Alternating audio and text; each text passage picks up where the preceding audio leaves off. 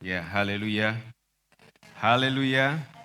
Puji Tuhan. Shalom Bapak Ibu, salam sejahtera di dalam kasih Tuhan kita Yesus Kristus. Ya, bersyukur kepada Tuhan. Tidak terasa kita sudah masuki bulan yang ke-10 di tahun ini. Ya, waktu bergulir begitu cepat dan kita percaya bahwa semua ini oleh karena anugerah Tuhan yang luar biasa pada kehidupan kita.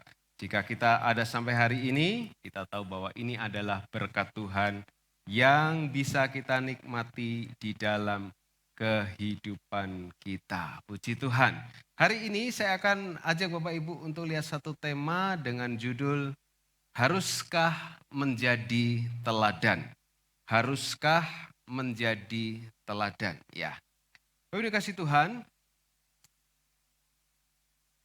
pertanyaan yang harus kita terus pertanyakan dalam kehidupan kita, apakah hidup kita tiap hari sudah menjadi sebuah kabar baik, sudah menjadi kesaksian, sudah menjadi sebuah panutan yang baik bagi orang-orang di sekitar kita, bagi lingkungan kita, bagi keluarga kita, bagi orang-orang lain yang ada berinteraksi dan bersama-sama dengan kita. Akankah kita memberikan gambaran yang baik ataukah kita mendapatkan penilaian yang tidak baik sebab gambaran kehidupan kita adalah gambaran yang tidak baik. Menjadi sebuah perenungan kita pagi hari ini, apakah sebagai orang percaya kita harus menjadi teladan? Apakah kepentingan menjadi teladan untuk orang lain? Dan dalam hal apa saja seharusnya? Jika jawaban iya, kita menjadi teladan untuk orang lain di sekitar kita. Menjawab pertanyaan pertama, apakah penting kita menjadi teladan? Maka kalau saya boleh menjawab, jawabannya adalah iya. Sebagai orang percaya, kita semestinya menjadi teladan.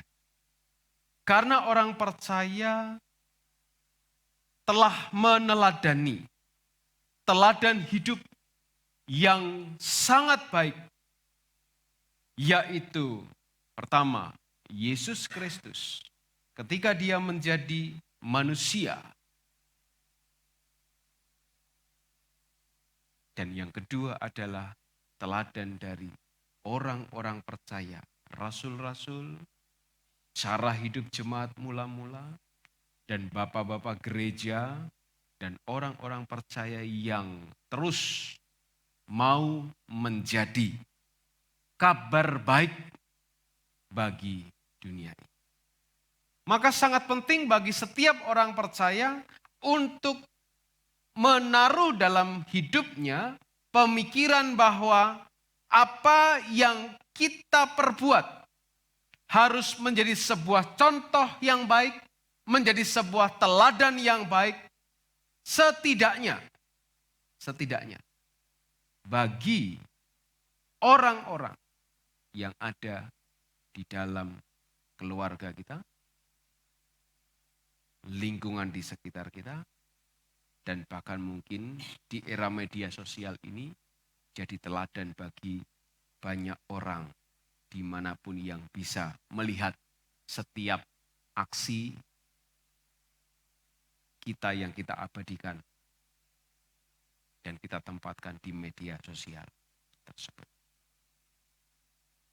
Jika kita menghendaki kita mendapatkan feedback yang baik, kita menghendaki respon yang kita terima adalah respon yang baik, maka aksi yang kita keluarkan tentunya juga harus sebuah aksi yang baik, yang memberikan teladan kepada banyak orang di sekitar.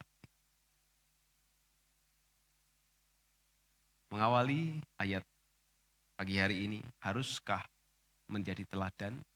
Mari kita baca Lukas pasal 6 ayat 31.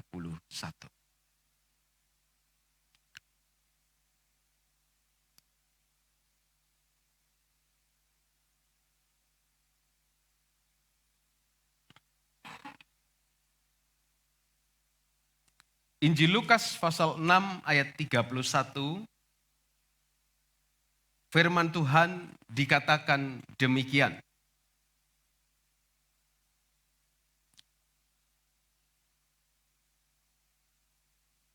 Dan sebagaimana kamu kehendaki supaya orang perbuat kepadamu, perbuatlah juga demikian kepada mereka. Dan sebagaimana kamu kehendaki supaya orang perbuat kepadamu, perbuatlah juga demikian kepada mereka. Puji Tuhan. Silahkan duduk kembali Bapak Ibu.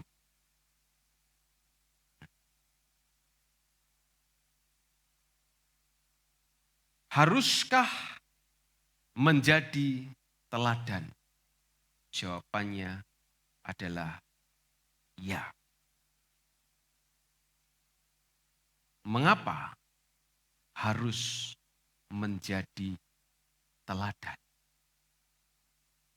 Mengapa orang percaya harus menjadi teladan? Ingat apa yang dikatakan Tuhan Yesus,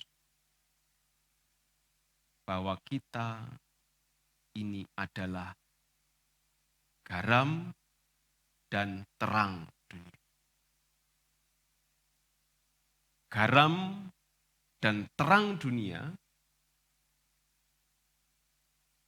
seharusnya memberikan dampak yang baik atau bermanfaat bagi segala sesuatu yang ada di sekitar. Garam dan terang dunia disematkan kepada setiap orang percaya dengan sebuah harapan bahwa orang percaya itu terus menjadi kehidupan yang memberikan dampak dan berguna bagi orang lain. Maka ketika Yesus katakan jika garam itu tidak lagi asin, tidak ada gunanya selain dibuang dan diinjak-injak oleh orang. Menjadi terang supaya apa? Supaya nama Bapa dipermuliakan.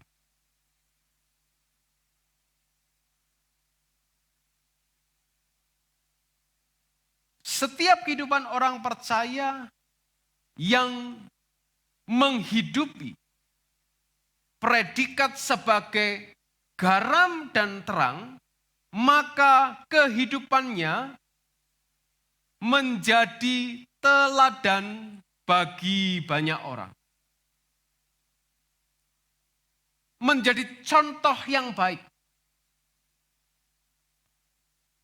Sesuatu yang baik, yang dimaklumatkan, yang tampak oleh banyak orang, yang bisa dilihat oleh khalayak ramai, tentu akan menjadi sebuah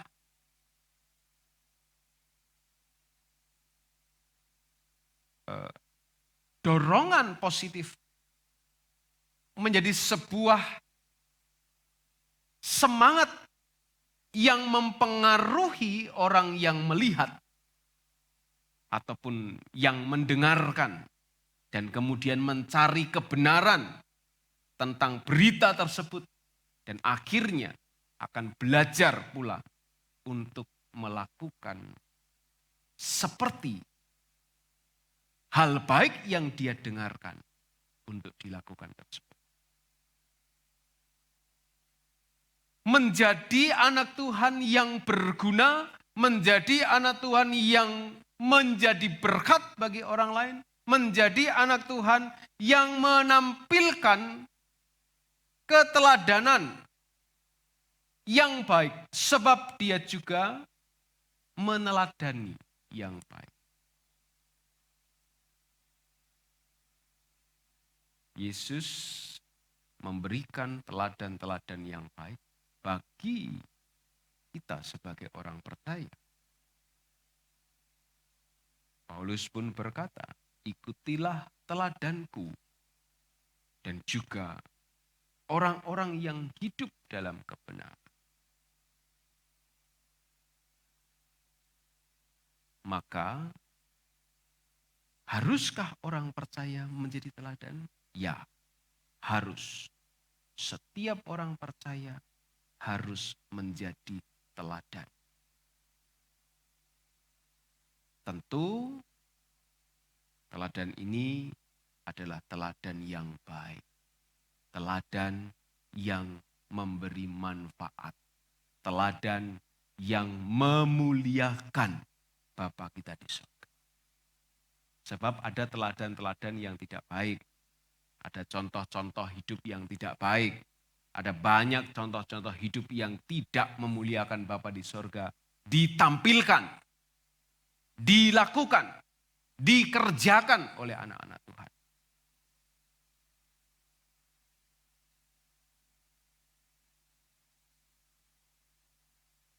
Mengacu pada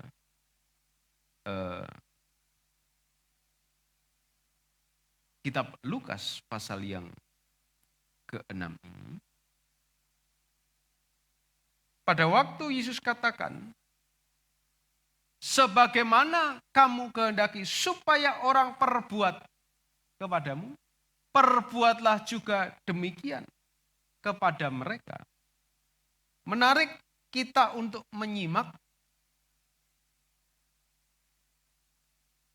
perbuatan apa saja yang bisa kita lakukan sebagai teladan yang baik sehingga Bapa di sorga dipermuliakan lewat perilaku keteladanan hidup kita di dunia ini. Mari kita mundur beberapa ayat di belakangnya.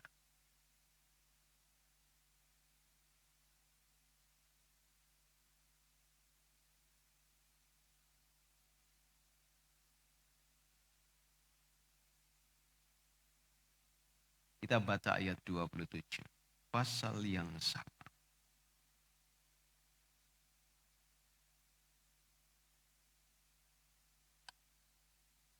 Tetapi kepada kamu yang mendengarkan aku.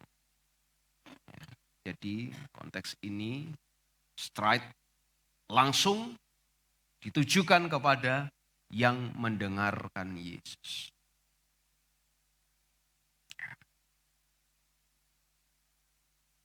Tetapi kepada kamu yang mendengarkan aku. Aku berkata, kasihilah musuhmu, berbuatlah baik kepada orang yang membenci kamu. 28, mintalah berkat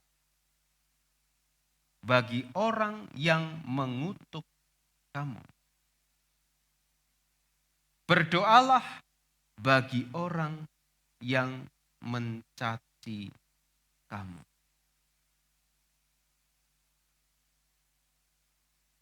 Hal pertama yang harus menjadi keteladanan yang memuliakan Bapa lewat kehidupan kita sebagai orang percaya adalah kita menjadi teladan dalam hal kasih. Bapa, Anak, Roh Kudus, Tritunggal yang Esa itu telah memberikan contoh teladan kasih. Dan dinyatakan bahwa Allah adalah kasih. Barang siapa lahir dari Allah, dia punya kasih. Yang tidak lahir dari Allah, tidak punya kasih.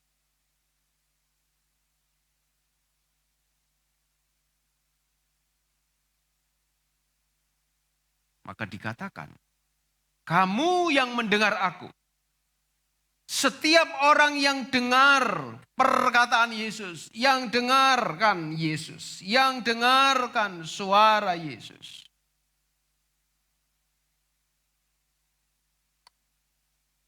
ia berkata, kasihilah musuhmu, berbuatlah baik kepada yang membenci kamu. Tidak mudah Tuhan, mungkin kita berkata demikian. Bagaimana saya harus mengasihi orang yang sudah menyakiti hati saya? Bagaimana saya bisa mengasihi orang yang terus membenci saya?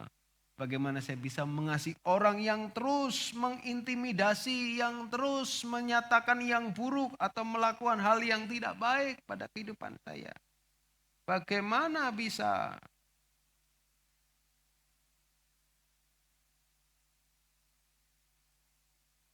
Ingat hukum yang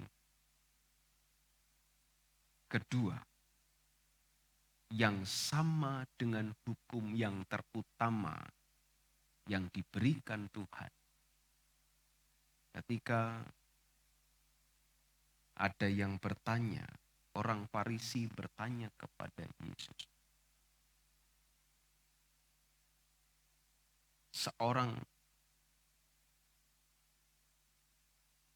dari mereka, ahli Taurat, bertanya kepada Yesus, Guru, hukum manakah yang terutama dalam hukum Taurat? Yesus katakan, yang pertama, kasihilah Tuhan Allahmu dengan segenap hatimu, dengan segenap jiwamu, dengan segenap akal budimu. Itu hukum yang terutama dan yang pertama. Yang kedua, yang sama dengan itu, ialah kasihilah sesamamu manusia seperti dirimu sendiri. Kenapa orang percaya harus menjadi teladan dalam hal kasih? Karena kasih ini yang menjadi dasar hubungan satu dengan yang lainnya. Kasih yang menjadi dasar hubungan antara Allah dan manusia. Kasih yang menjadi dasar hubungan antara manusia dan manusia lainnya.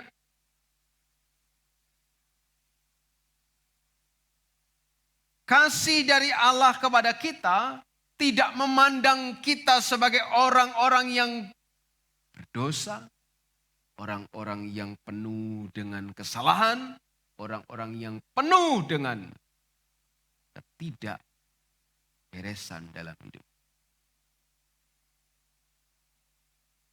Tapi Allah mau turun, menyatakan kasih-Nya lewat pengorbanannya di atas kayu salib. Karena Dia mengasihi kita, Dia mau bangun kembali hubungan yang baik dengan kita, Dia mau pulihkan hubungan kita dengannya. Setelah itu, Allah mau manusia juga pulih hubungannya dengan manusia yang lain. Sebab saya sudah sering katakan, ketika manusia jatuh ke dalam dosa, pertama, hubungan manusia dengan Allah putus. Yang kedua, hubungan manusia dengan manusia pula bermasalah ketika Adam katakan, perempuan ini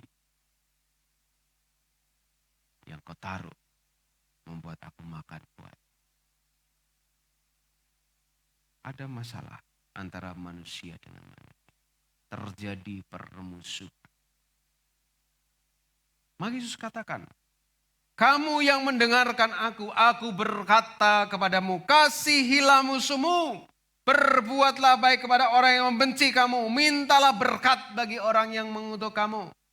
Berdoalah bagi orang yang mencaci kamu. Doanya piye? Tuhan datangkan petir ke atas rumahnya gitu ya. Jangan dong.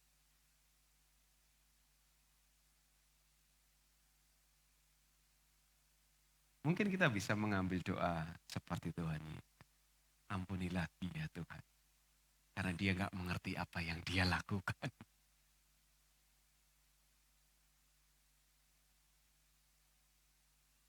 Keteladanan dalam kasih perlu menjadi bagian dalam kehidupan kita. Sebab kita sudah terima kasih yang luar biasa dari Tuhan. Kita sudah terima kasih yang begitu besar dari Tuhan dalam kehidupan kita.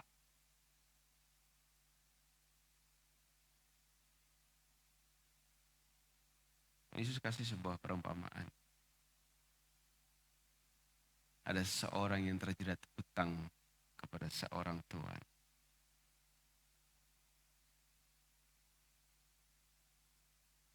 Dia minta waktu, dia minta tempo kepada pemberi hutang itu. Sampai akhirnya hutangnya dihapuskan.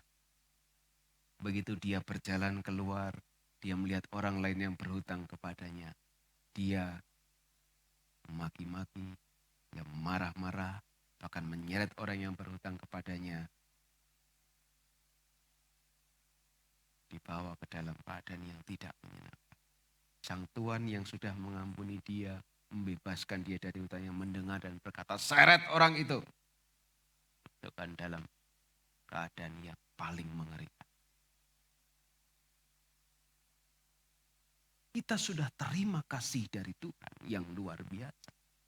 Kita sudah dapatkan kasih berupa pengampunan, penebusan, pembebasan kita dari hukuman kekal karena dosa tersebut. Akankah kita masih menaruh benih-benih dosa yang bernama kebencian, kedengkian dalam hidup kita? Pada waktu kita menaruh dalam kehidupan kita teladan dalam kasih, maka kita melihat orang lain yang telah memusuhi kita. Ya, ini benar-benar memusuhi ya, bukan perasaan kita. Aku rasanya kok dimusuhi ya. Nah, seringkali kita baper dengan perasaan kita yang belum tentu benar. Ini yang benar-benar memusuhi kita. Kita bisa mengasihi, kita bisa berdoa minta berkat bagi orang yang mengutuk kita. Kita bisa mendoakan doanya, Tuhan, ubahkan dia. Berilah dia kasih seperti yang Engkau telah berikan kepadaku.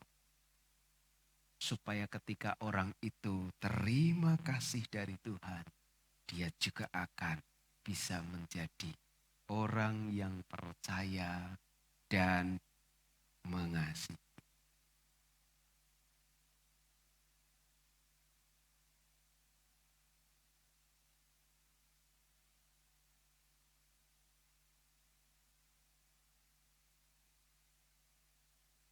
Yang kedua, haruskah kita menjadi teladan? Ya, jawabannya. Jika demikian, keteladanan dalam hal apa? Keteladanan dalam hal mengampuni. Mari kita lihat Lukas, pasal yang ke-6. Pasal yang sama, ayat yang ke-37, bagian terakhir. Bagian terakhir. Lukas 6:37 bagian terakhir dikatakan, ampunilah dan kamu akan diampuni. Ampunilah dan kamu akan diampuni. Satu kali Yesus mengajak murid-murid bagaimana seharusnya mereka berdoa dengan baik.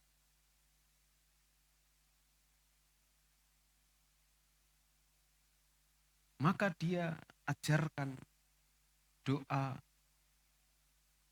yang syarat dengan makna. Doa ini pendek, tidak panjang, mudah dihafalkan, tetapi syarat makna, penuh dengan makna. Matius pasal 6 ayat yang ke-9 mulai. Karena itu berdoalah demikian, kata Tuhan Yesus. Bapa kami yang di sorga, dikuduskanlah namamu, datanglah kerajaanmu, jadilah kehendakmu di bumi seperti di sorga.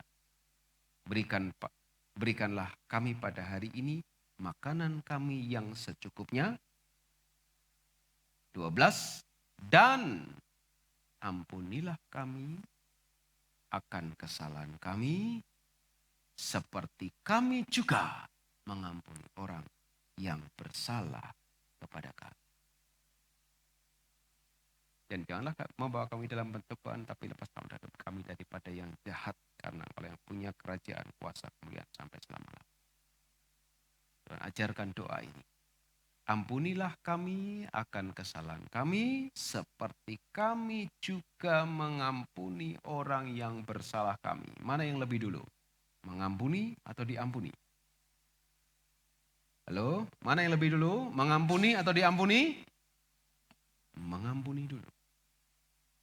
Lukas tadi juga katakan, bagian 37 bagian terakhir. Ampunilah, kamu akan diampuni. Jadi yang kedua, keteladanan yang harus ada pada kehidupan kita sebagai orang percaya adalah dalam hal mengampuni. Biasanya mengampuni dihubungkan dengan melupakan. Tapi seringkali tidak bisa. Kita tidak bisa melupakan. Kenapa? Karena kita punya memori, kita punya ingatan. Dan ingatan itu seringkali muncul. Hari ini kita mengampuni, 1 bulan lagi dia buat kesalahan. Ternyata kamu masih sama saja yang gak ada perubahan. Dulu begini, sekarang begini. Muncul semua memorinya, kesalahan dia. Wah, pada kemarin kada bilang sudah mengampuni.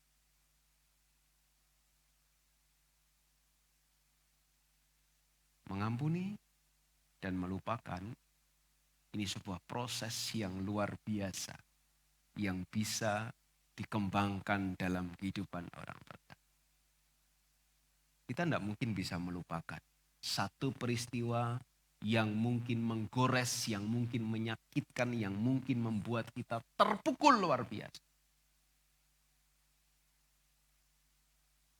Maka kita seringkali mendengar orang secara entah sadar atau tidak, saya pikir juga secara sadarlah dia bilangnya. Sampai mati aku gak akan berbaikan dengan dia. Sampai mati aku gak akan memaafkan dia. Sampai mati. Pokoknya.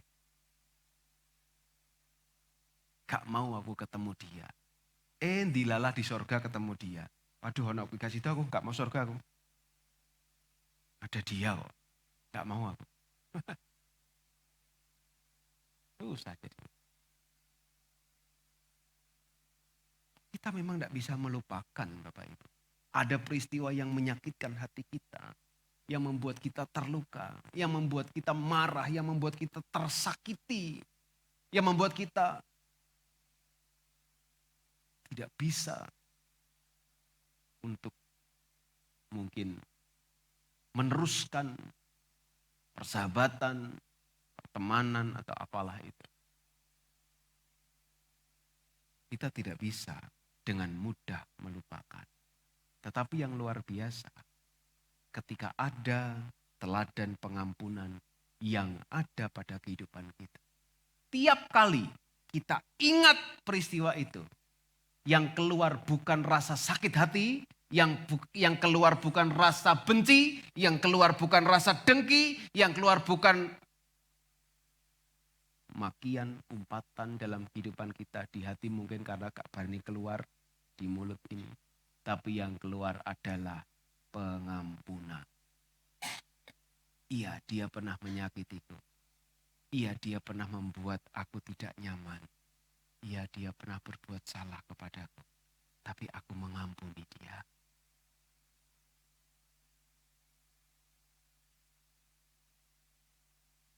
Manusia tempatnya salah. Manusia terus seringkali berbuat salah.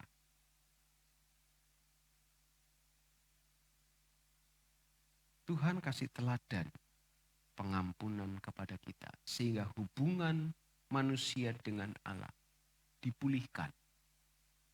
Dengan pengampunan, hubungan dengan manusia dan manusia lain pun dipulihkan. Orang yang memiliki teladan dalam pengampunan, maka dia tidak akan dengan mudah menghakimi orang lain.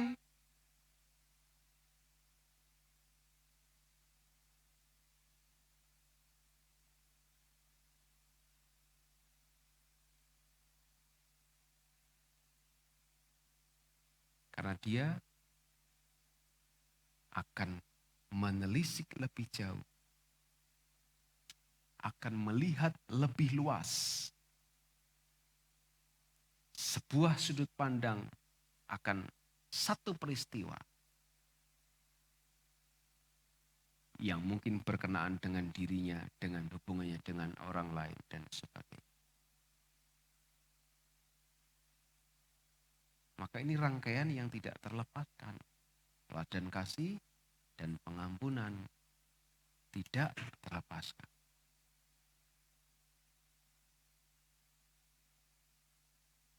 Mengampuni. Ampunilah dan kamu akan diampuni. Jadi kalau sampai hari ini kita belum mengampuni orang yang bersalah kepada kita, boleh dong saya katakan, kalau kita belum diampuni. Kalau kita belum mengampuni orang yang bersalah kepada kita, boleh dong saya katakan, perasaan kita sudah diampuni itu pasti dipertanyakan. Ampuni orang lain, kita akan diampuni. Ampuni orang lain, karena kita akan diampuni. Dan ini tiap hari.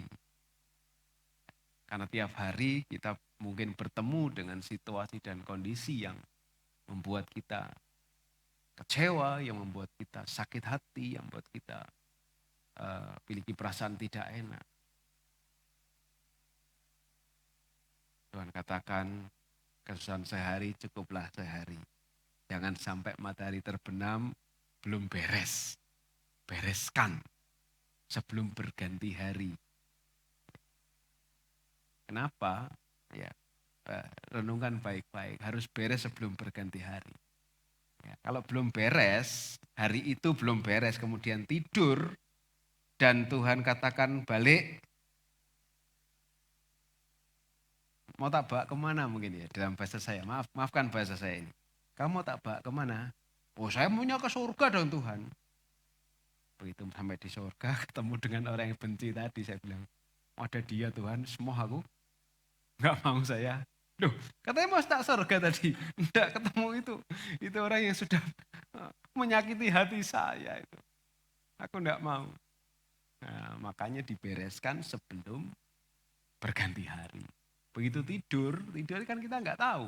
Apakah kita tidur kemudian besok dikasih kesempatan menikmati hari yang baru, ataukah kita tidur kemudian selesai hidup kita dalam dunia ini. Kita kan tidak tahu. Yang kedua, teladan dalam pengampunan. Yang ketiga, yang terakhir, ya. Teladan di dalam kemurahan hati. Ayat 38. Lukas 6:38. Berilah dan kamu akan diberi satu takaran yang baik, yang dipadatkan, yang digoncangkan, yang tumpah keluar akan dicurahkan ke dalam ribaanmu, sebab ukuran yang kamu pakai untuk mengukur akan diukurkan kepadamu. Dan ayat ini benar-benar digenapi dalam kehidupan manusia.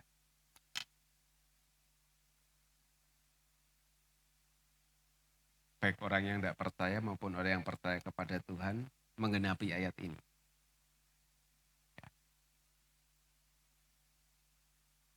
Ukuran yang kamu pakai untuk mengukur akan diukurkan kepadamu. Ini orang yang tidak percaya pun juga pakai ini. Menggenapi ayat ini. Contoh sederhana dalam hal apa? Dalam hal buah. Oh iya kan? Betul enggak? Bapak Ibu dapat undangan, pernikahan, bawa sumbangan, buka catatan sih. Nah, keluarga kayak nyumbang piro ya? Wah, selawe ya. Balik selawe. Catatannya selawe. Oh, ini catatannya 100 yo. Yo, selawe gak enak, 100 ya. Digenapi itu orang tidak percaya pun gitu. Bisa aku dibuai gula 5 kilo, beras 1 ton. Kok jomplang beras gula 5 kilo, berasnya 1 ton ini. Waduh, balik no gak sanggup ya. Iya ini. Wes yo balik no 5 kilo, aku tak sayang. Nah, ikut rewang di sana. Gantinya beras 1 ton tadi. Ya, kembangkan tenaganya. Nah, ini digenapi Bapak Ibu. Ini digenapi. Jadi yang ketiga, teladan dalam kemurahan hati. Beri kamu akan diberi. Oh, aku enggak memberi, aku gak diberi. Ya, kamu bisa diberi kapan enggak pernah memberi?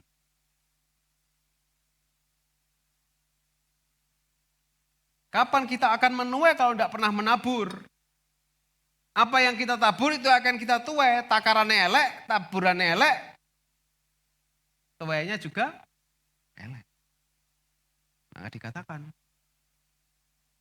takaran yang baik, yang dipadatkan, yang digoncangkan, dan yang tumpah keluar akan dicurahkan kepadamu. Kalau ini ya, bahasa saya kalau. Ya, yang awal tadi digenapi. Berilah, kamu akan diberi. Ya. Sebab, dikasih alasan. Ukuran yang kamu pakai untuk mengukur akan diukurkan kepadamu.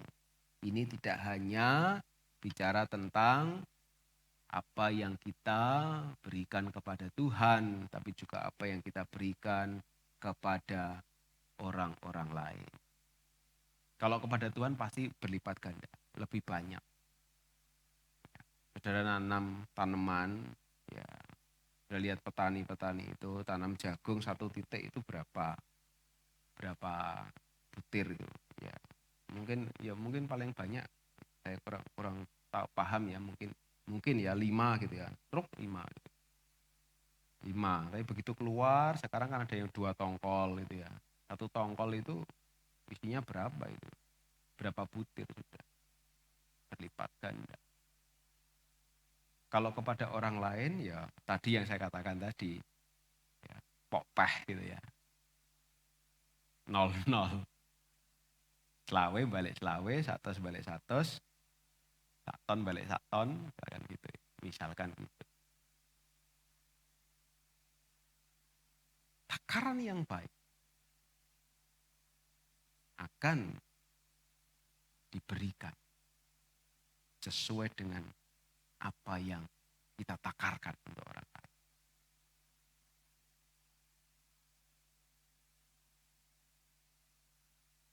Tapi yang menarik adalah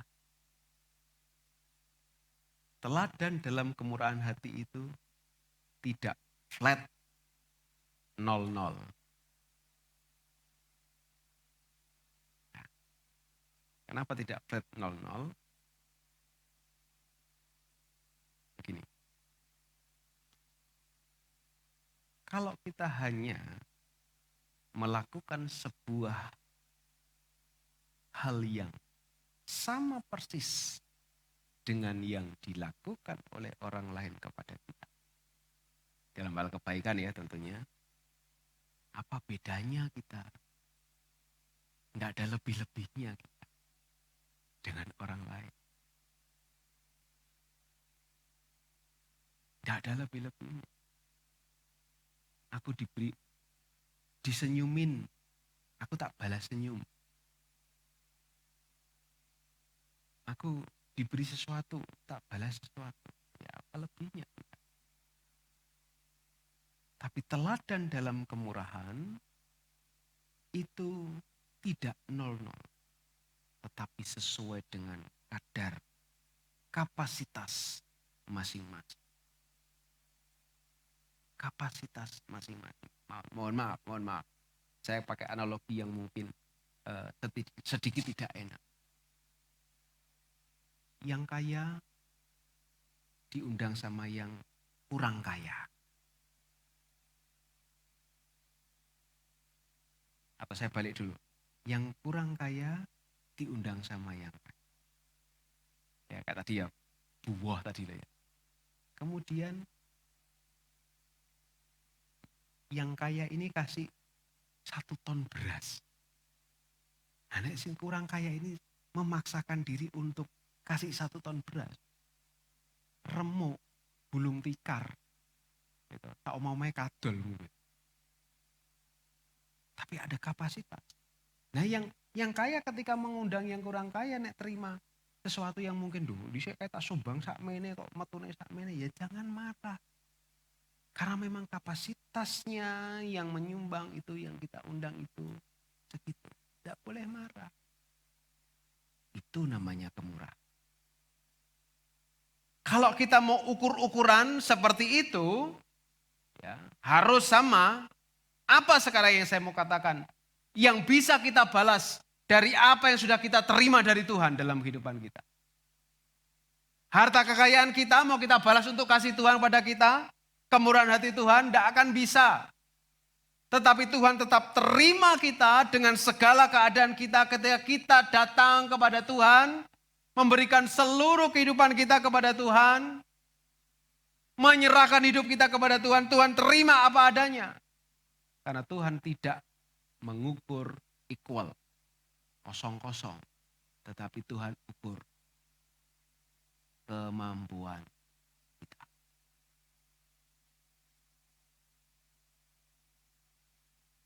Ini teladan kemurahan hati. Ini teladan yang Tuhan berikan buat kita untuk bermurah hati. Dia sudah begitu banyak berikan. Kalau mau kita hitung, kita tidak akan bisa selesai menghitung kebaikan Tuhan pada kehidupan kita. Tidak cukup buku akuntansi mencatat, bahkan mungkin apa yang sekarang ini simpanan di cloud tidak akan cukup untuk menyimpan catatan kebaikan Tuhan buat kehidupan kita. Kalau Tuhan minta equal, minta sama kembalinya dari kita, apa yang bisa kita kasih untuk menyamai kebaikan Tuhan dalam kehidupan kita. Tetapi ketika kita dengan sepenuh hati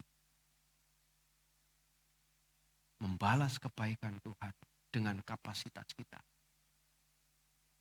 Tuhan pun dengan sukacita terima itu dari kita. Inilah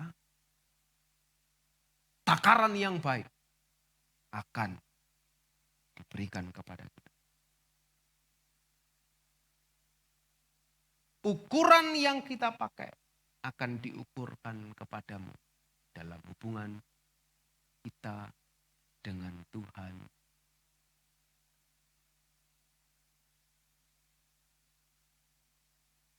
Berkat Tuhan begitu melimpah. Ukuran kita 100. Ya kita tampung 100. Ukuran kita 200. Kita tampung 200. Ukuran kita 500. Kita tampung 500. Sesuai dengan ukuran yang ada pada kita. Haruskah kita menjadi teladan? Ya, harus menjadi teladan. teladan dalam kasih, teladan dalam pengampunan, teladan dalam kemurahan hati. Siap menjadi teladan Bapak Ibu? Siap menjadi teladan Bapak Ibu? 1-2 orang saja yang siap. Yang lainnya siap enggak ya? Tak pikir-pikir. Kok ning surga ketemu sing tak benti. Siap tidak siap? Kita harus menjadi teladan dalam kehidupan. Sebab dengan kita menjadi teladan dalam kehidupan ini, siapa yang dimuliakan? Bapa kita di sorga. Dialah yang dipermuliakan. Tuhan memberkati kita semua. Mari kita berdoa dan siapkan hati untuk menikmati perjamuan Tuhan